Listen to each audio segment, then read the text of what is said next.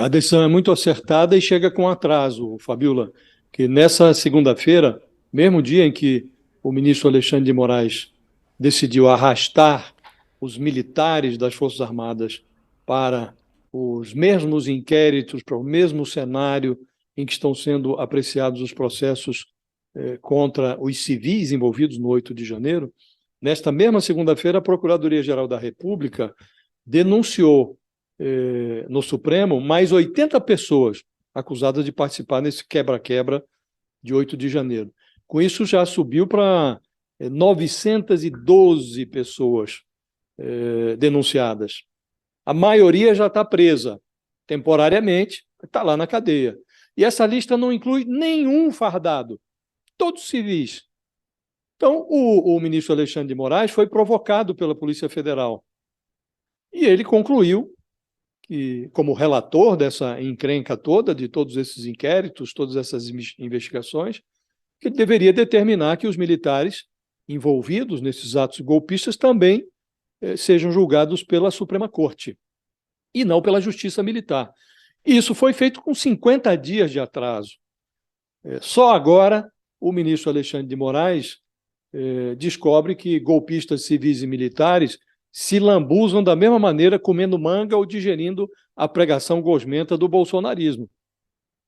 A PF informou ao ministro que ouviu depoimentos de policiais militares, PMs de Brasília, que apontaram o envolvimento de militares do Exército, seja por ação, seja por omissão, e o Alexandre de Moraes cita no despacho dele dois nichos de militares, o Gabinete de Segurança Institucional da Presidência e o Batalhão da Guarda Presidencial. Esse Batalhão da Guarda, o próprio Lula disse numa entrevista que ele estava convencido de que abriram as portas, que os militares abriram as portas para que os golpistas entrassem e quebrassem o Palácio do Planalto. O Lula já providenciou a desbolsonarização do Palácio do Planalto, mas esses militares eles saíram dos seus postos de fininho, foram absorvidos suavemente em novas funções, como se nenhuma suspeita pairasse sobre eles. Alguns vinham sendo alvejados por investigações conduzidas pelo próprio Exército, sob a supervisão do Ministério Público Militar. Há no Ministério Público Militar 8 investigações preliminares envolvendo militares. Essas investigações perderam o sentido, precisam ser transferidas agora, com tudo que tem lá dentro, para a Polícia Federal, que agora esse inquérito, que foi aberto pelo Alexandre de Moraes, vai tramitar no Supremo, e sob a supervisão da Procuradoria-Geral da República, e a investigação agora não se dá mais em inquéritos policiais militares, e sim um inquérito da PF, como deve ser.